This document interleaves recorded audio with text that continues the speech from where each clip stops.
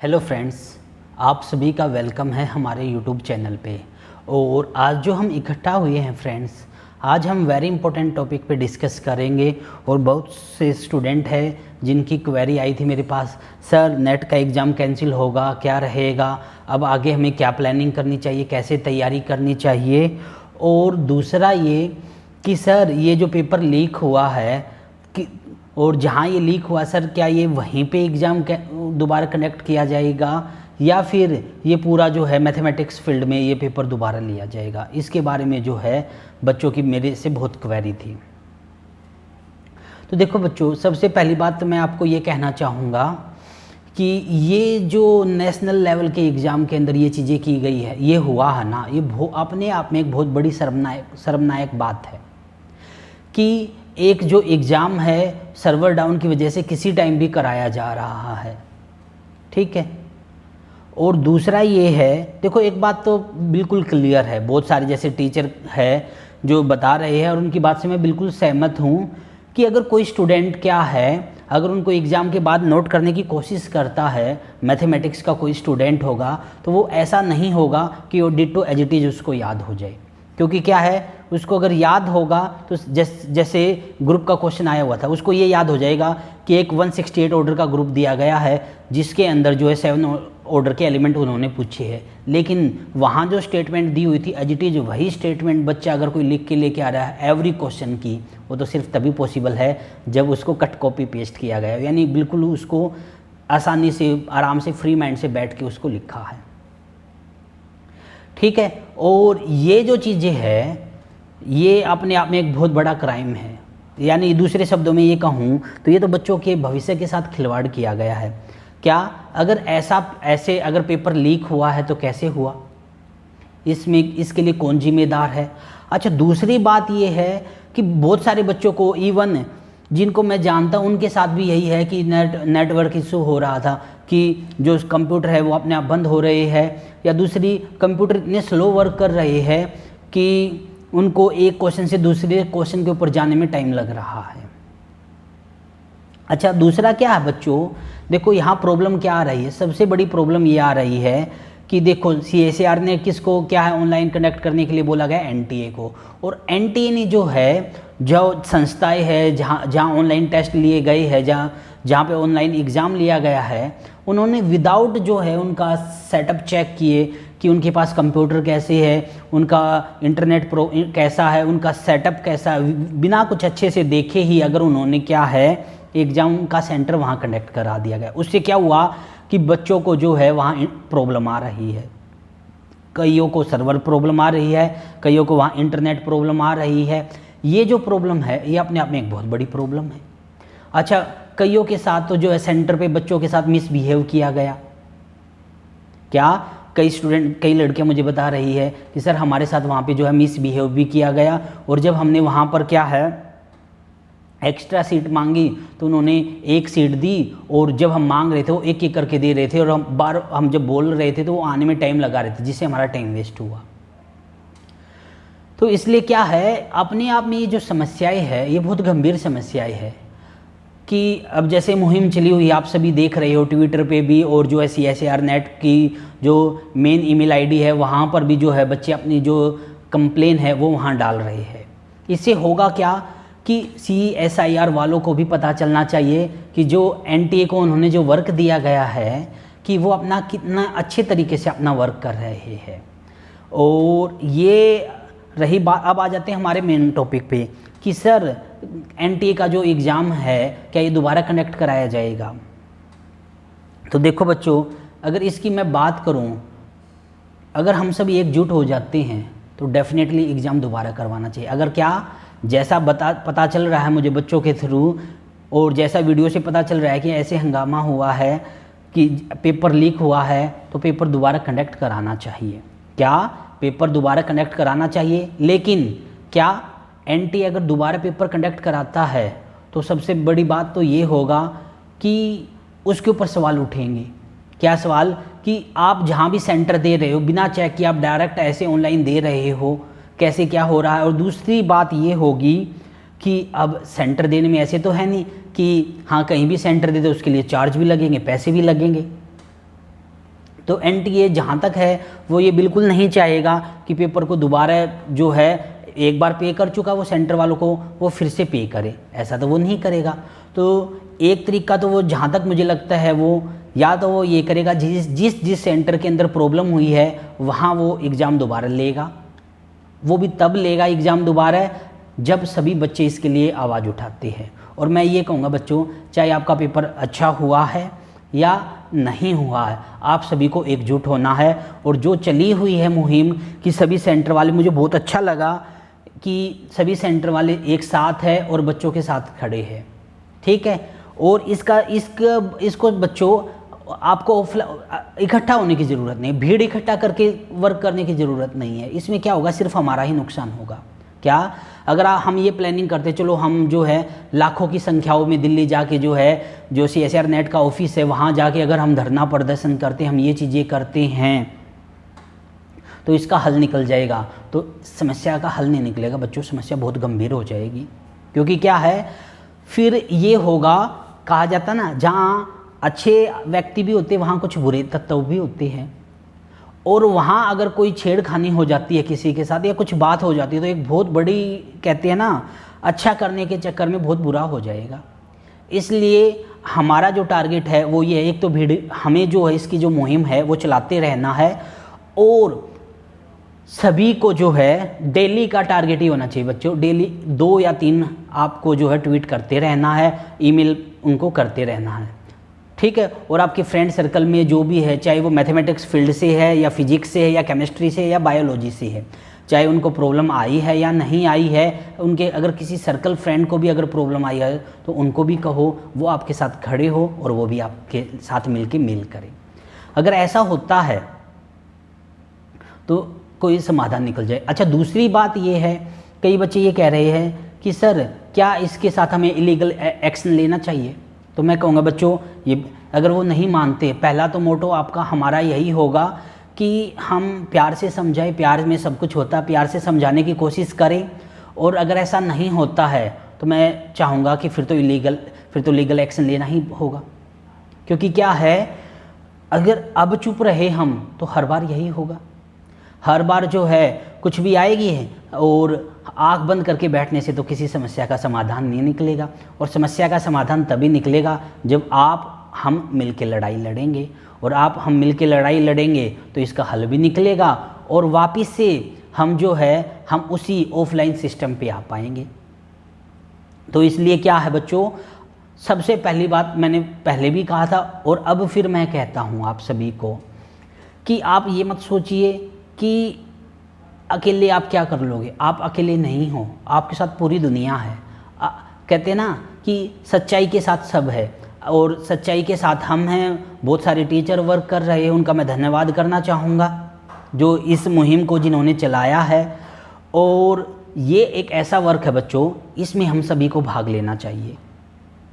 आपने net exam भी अगर नहीं दिया, आपके फ्रेंड ने एग्ज़ाम दिया है और आपको ये लगता है कि उनका अच्छा नहीं हुआ, उसके पेपर या उनका जो है पेपर अच्छा ना होने का मीनिंग मेरा ये है यहाँ पे कि उनका जो सर्वर है या कंप्यूटर अच्छे से वर्क नहीं कर रहा है या जो भी टेक्निकल इशू उसको आया है, उसके खिलाफ उनको आवाज़ उठानी चाहिए। क्योंकि क्या है, ये सिर्फ़ और सिर्फ एक एग्ज़ाम नहीं है, ये बच्चों का भविष्य है। कई बच्चे ऐसे हैं जो सब कुछ छोड़ के इसी के ऊपर लगे हुए हैं और फिर ऐसा किया गया तो कैसे चलेगा। इसलिए क्या है, आप सभी जो है अच्छे से मेहनत कर रहे हो, हार्डवर्क कर रहे हो, लेकिन कुछ रीजन की वजह से आपका पेपर अच्छा नहीं हुआ है तो आपको हार नहीं माननी है। आपको जो है हार्डवर्क करना। अच्छा, पेपर जैसे मुझे बच्चे बता रहे थे, देखो बच्चों, पेपर की अगर मैं बात करूँ ना, पहले जो पेपर होता था वो एक इस बेस पे आधार करके तैयार किया जाता था। हाँ, बच्चा MSc पास आउट है और अब जो है MSc के अकॉर्डिंग कि हाँ बच्चों को कहाँ तक नॉलेज है। लेकिन अब क्या हो रहा है, बच्चे जो PhD करने लग रहे हैं या जो PhD पास आउट है वो भी सिर्फ रैंक के लिए एग्ज़ाम दे रहे हैं। और रैंक के लिए एग्ज़ाम दे रहे हैं तो उनकी नॉलेज तो ज़्यादा है, उनकी नॉलेज ज़्यादा है तो उनके नंबर ज़्यादा आ रहे हैं। और नंबर ज़्यादा आ रहे हैं तो वो क्या चाह रहे हैं कि पेपर को हार्ड करें ताकि उनके नंबर कम आए। और पेपर को हार्ड करने से जो PhD किया हुआ है उसको तो फिर भी वो इजी लगेगा, लेकिन जो जस्ट बीएससी या सॉरी जो जस्ट एमएससी पास आउट हुए या जो एमएससी में है उनके लिए वो टिपिकल लगता है पेपर।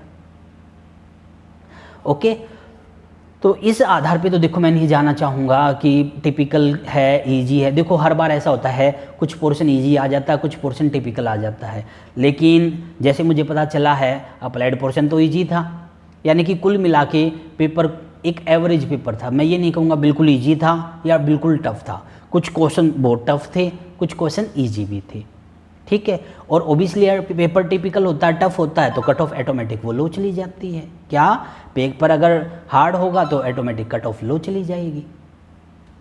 लेकिन क्या है, ये सारी बातें अच्छे से चले और आपका जो एग्ज़ाम है भविष्य में आपके साथ कोई भी प्रॉब्लम ना है, क्योंकि क्या है, ये प्रॉब्लम आपके फ्रेंड को आई है, हो सकता है कल को ये आपको भी आ जाए, हमें भी आ जाए, क्योंकि अगर आपको प्रॉब्लम आती है तो ऑटोमेटिक वो हमें प्रॉब्लम आती है।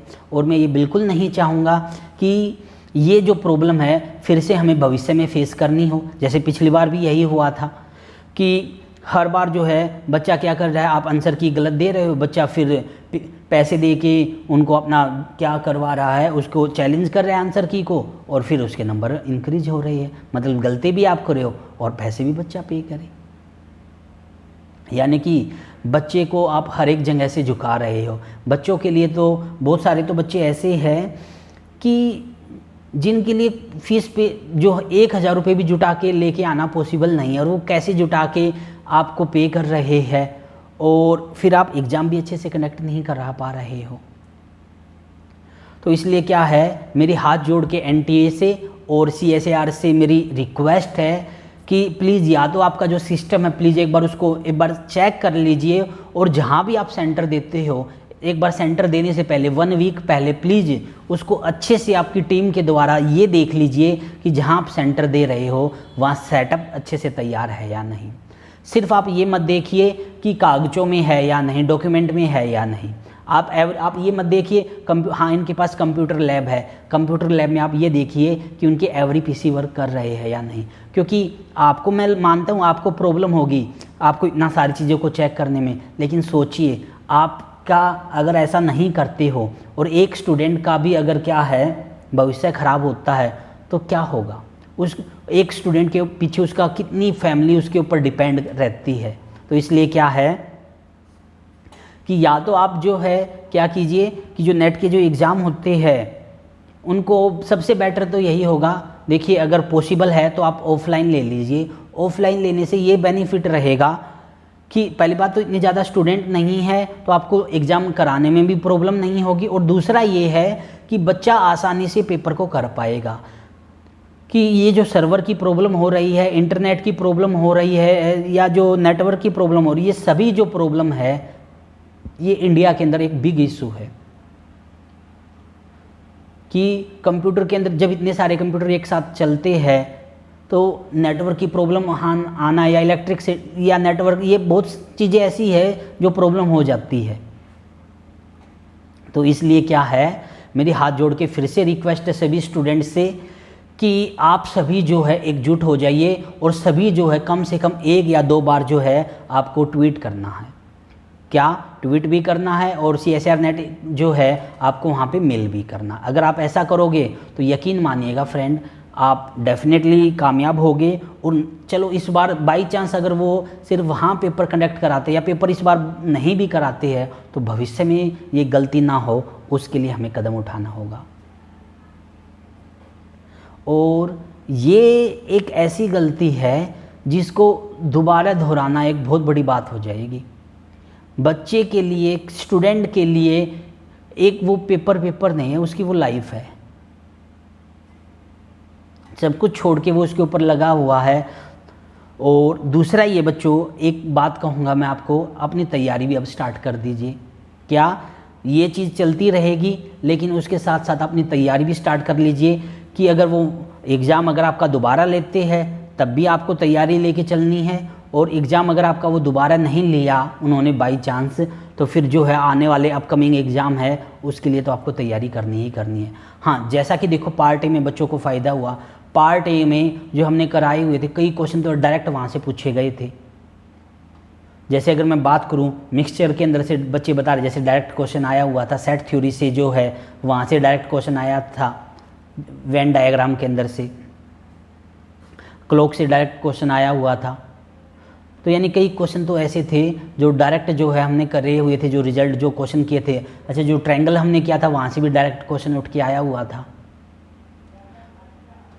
तो क्या है बच्चों, एवरी चीज़ को अगर आप तैयारी करते, देखो ये तो हर बार होता है कि कुछ पोर्शन इजी होता है, कुछ पोर्शन टफ होता है। कई बार ऐसा होता है कि हाँ रियल इजी आ गया, लीनियर टफ आ गया। कई बार ऐसा होता है रियल लीनियर इजी आ गया, कॉम्प्लेक्स टफ आ गया। तो ये तो देखो हर बार चलता ही है, पूरा पेपर तो इजी नहीं बनाएंगे वो भी। लेकिन हाँ, जो प्रॉब्लम आ रही है कि आप पेपर अच्छे से कंडक्ट नहीं करा पा रहे हो, जो आप स्टूडेंट के साथ मिसबिहेव कर रहे हो, वो गलत है। स्टूडेंट के साथ मिसबिहेव नहीं होना चाहिए। और फ्रेंड, मैं आपके बिल्कुल साथ हूँ और मैं आप सभी को यही कहूँगा, हमें एकजुट होना है और सभी को हार्डवर्क करना है। एकजुट अगर हम होंगे तो डेफिनेटली हमें कामयाबी मिलेगी। ओके, तो इसलिए क्या है बच्चों, अपनी जो आप तैयारी कर रहे हो तैयारी को लेके चलते रहिए। और दूसरी बात ये है, मेरे कई स्टूडेंट ऐसे हैं जिनका PhD में सिलेक्शन हुआ है, उनको मैं बधाई देना चाहूँगा और आपको बेस्ट ऑफ लक कहना चाहूँगा आपकी गुड जर्नी के लिए। और दूसरा ये है कि बहुत से बच्चों का नेट एग्ज़ाम अच्छा भी गया, कईयों का अच्छा नहीं गया है। देखो, जिनका अच्छा गया है तो उनको भी अभी रोकनी नहीं है अपनी तैयारी को अच्छे से बरकरार रखना है, तैयारी करते रहना है, हार्डवर्क करते रहना है। और जिनका एग्ज़ाम अच्छा नहीं गया तो ओबियसली है, देखो उनके लिए एक दुख की घड़ी तो है, लेकिन कहते हैं ना कि जहाँ दुख है, दुख के बाद सुख आएंगे, सुख है तो दुख आएंगे, ये चीज़ तो चलती रहती है। तो आपको क्या है, अपनी तैयारी को करना है और ये टारगेट होना चाहिए अब कि जो आपका अपकमिंग एग्ज़ाम है उसके अंदर गलती ना हो। आपको ये रियलाइज़ कर लेना है कि आपने क्या गलतियाँ की है और कोशिश कीजिएगा उन गलतियों को दोबारा ना दोहराया जाए। जौन सा सब्जेक्ट आपका वीक है उस पर और ज़्यादा कमांड करनी है, जौन सा सब्जेक्ट स्ट्रॉन्ग है उसकी प्रैक्टिस करनी है।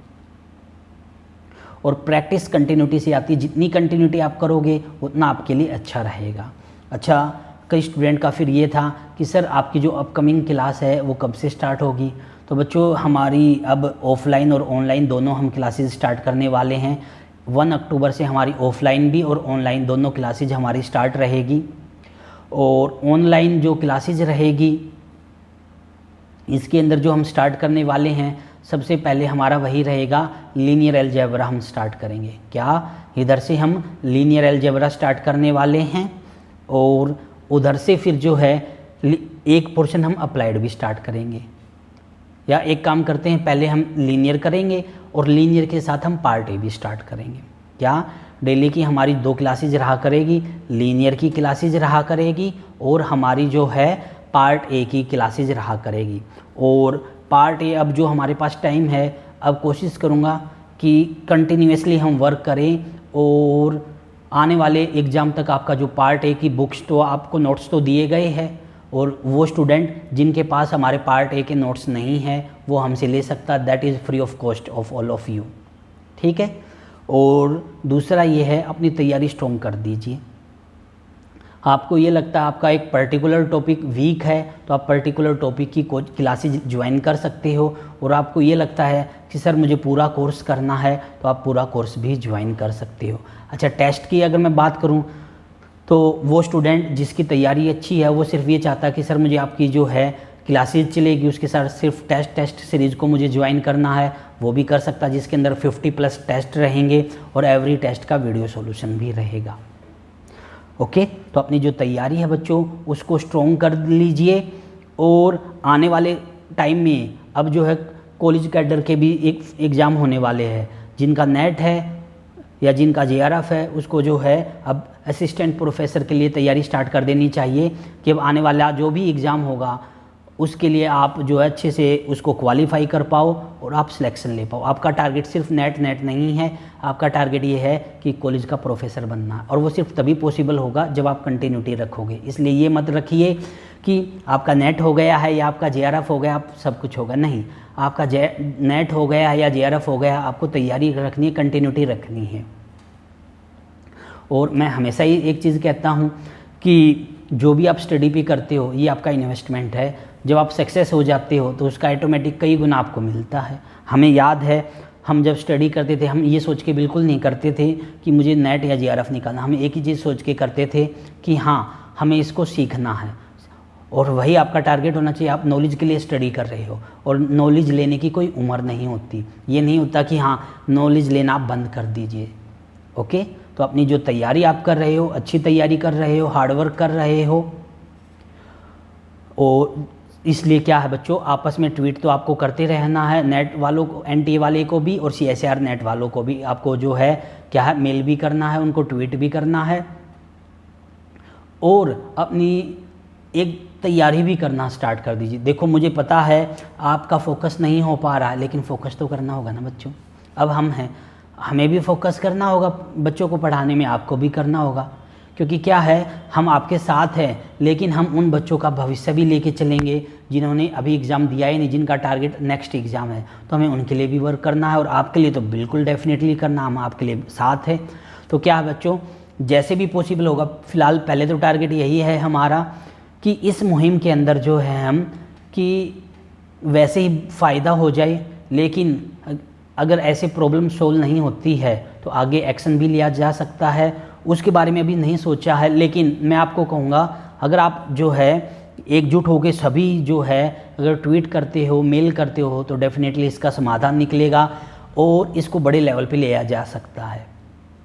और जब तक इस प्रॉब्लम को बड़े लेवल पे नहीं लेके जाया जाएगा बच्चों, इस प्रॉब्लम का समाधान नहीं निकलेगा। तो क्या है, मेरी सभी जो भी इंस्टीट्यूशन है जो नेट को पढ़ा रहे हैं, उन सभी से हाथ जोड़ के निवेदन है, आप सभी जो बच्चों के साथ खड़े हो, बहुत अच्छा कर रहे हो, और ऐसे ही हमें सभी को मिलके स्टूडेंट के साथ जो है खड़ा ही होना है। उनकी लड़ाई उनकी नहीं है, हमारी लड़ाई है। क्योंकि क्या है, अगर बच्चा कहीं पे सक्सेस नहीं हो पाया तो साथ के साथ सिस्टम के साथ हमारी भी गलती है कि हम बच्चों के साथ नहीं हैं, और हम बच्चों का साथ नहीं देंगे तो और कौन देगा। हमें बच्चों के साथ खड़ा ही होना है, और मेरी पूरी टीम जो है स्टूडेंट के साथ हमेशा तैयार है। जहाँ भी ये लगेगा कि हमारी ज़रूरत है, हम वहाँ बिल्कुल आएंगे और कोशिश करेंगे कि एग्ज़ाम आपका जो है वो दोबारा हो पाए और भविष्य में ये गलती ना हो।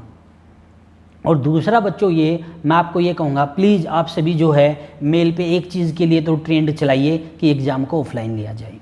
क्या आप सभी जो है एक चीज़ को तो आप ट्रेंड कीजिए कि जो एग्ज़ाम है आपका वो ऑफलाइन फिर से स्टार्ट किया जाए। अगर आपका एग्ज़ाम बच्चों ऑफलाइन फिर से स्टार्ट हो जाता है तो ये जो आपको इंटरनेट की, सर्वर की ये जो प्रॉब्लम आ रही है, ऑटोमेटिक ये प्रॉब्लम आपको आनी बंद हो जाएगी।